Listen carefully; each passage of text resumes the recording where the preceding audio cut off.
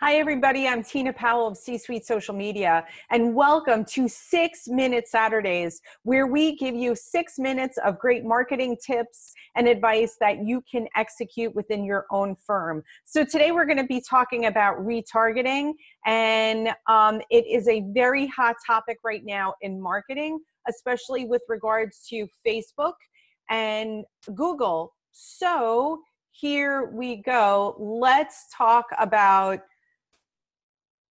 retargeting and what it is. Great. And this is episode 10. Let's start the timer right now. On your mark, get set, go. Good. 6 minutes is starting.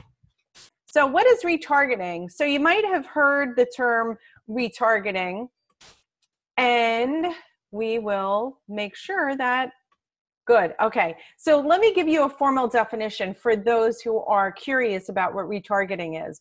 Retargeting is defined as showing paid ads to people who have interacted with your own digital properties. Those digital properties could be your website, they could be your blog, it might also be a specific landing page that perhaps that you have a video embedded or shown on that page as well. It could also too be a Facebook business page. The key thing or the key idea here is that, and I underline that word, paid ads. So retargeting is a technique that is used within paid advertising. And the other second part of that equation is your own digital properties. So when a business or a firm or a financial advisor or an accountant or a practice is using retargeting in their marketing, it means that they have some sort of code on the digital property that they own.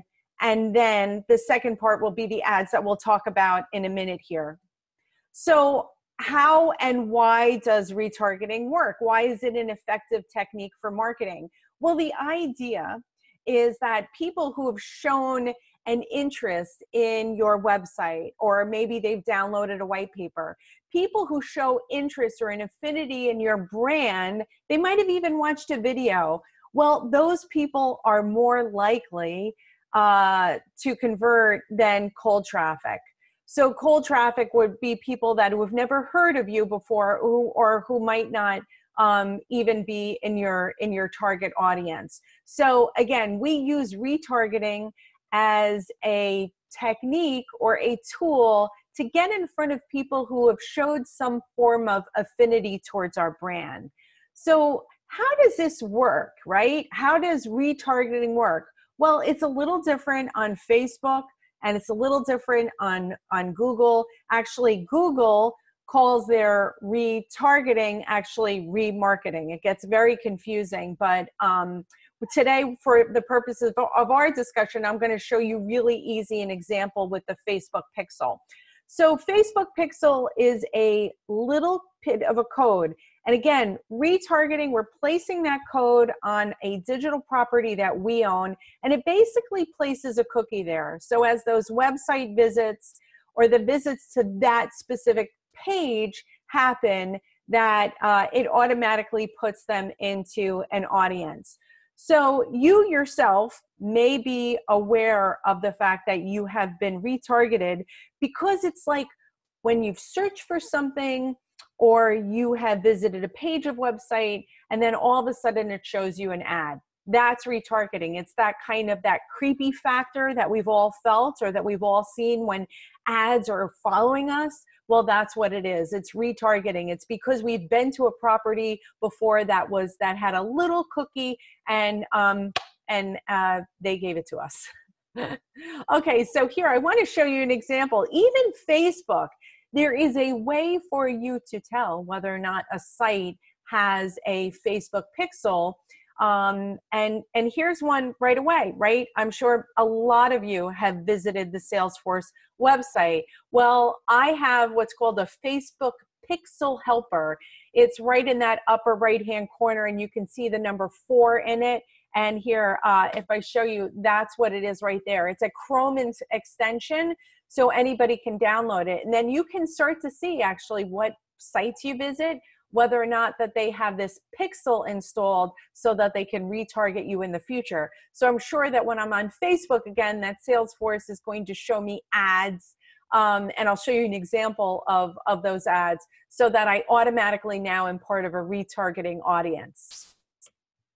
Okay, so once you have that Facebook pixels installed and you're working to design a retargeting campaign, this is how it looks like. So what I'm showing you is from the back end of the behind the scenes of the ads manager. So there are a couple of things that you have to have in place if you're going to retarget using a Facebook pixel in a retargeting campaign on Facebook. So we looked at that. We looked at that Facebook pixel. It's, again, remember, it's that little snippet of code. You get it in the ads manager under the events, the pixels there. And mind you, Facebook keeps on moving things around. So the ads manager and the business manager, it's in different locations, but you'll be able to see it if you just log on. So once that's in place, and here I am, I'm creating this is the first step of building a campaign, is figuring out what audience. Well, first you have to define the goal, but second you would define the audience. And here is the example right here, website traffic. Create a list of people who have visited your website or took specific actions. So what am I doing here? So specifically, I'm creating a Facebook campaign. And I want to make sure that I show it to the people who have visited my website. That's just really simple. That's all that retargeting is. And Facebook gives you the, okay, our 6 minutes is up, but let's just go over, let me spend one more minute explaining things to you. Okay, so that website visits, sorry, this is just really annoying. Okay, there we go. Okay, good. Oh, finally shut that off, but it's not really shutting off right now. So let's get, there we go. Okay, finally it's quiet. Sorry for all that distraction. Just a couple more things I want to say about retargeting, and I'll let you all go. So that when you create that website audience of people who visited your website, you can do so in Facebook within the last 180 days. So if somebody came to your website more than 180 days ago, they wouldn't be in this custom audience. Okay, and the last thing I want to say, especially for you financial registered investment advisors, make sure, best practices, even for my accounting clients, make sure that you add this disclosure to your privacy statement. So here you can see an example, even C-Suite Social Media adds it to our privacy statement. So you do want to say, if you are using Facebook custom audiences, please make sure to include it in your privacy statement. As usual, if you have any questions about what we talked about, you can email me, tina@csuitesocialmedia.com.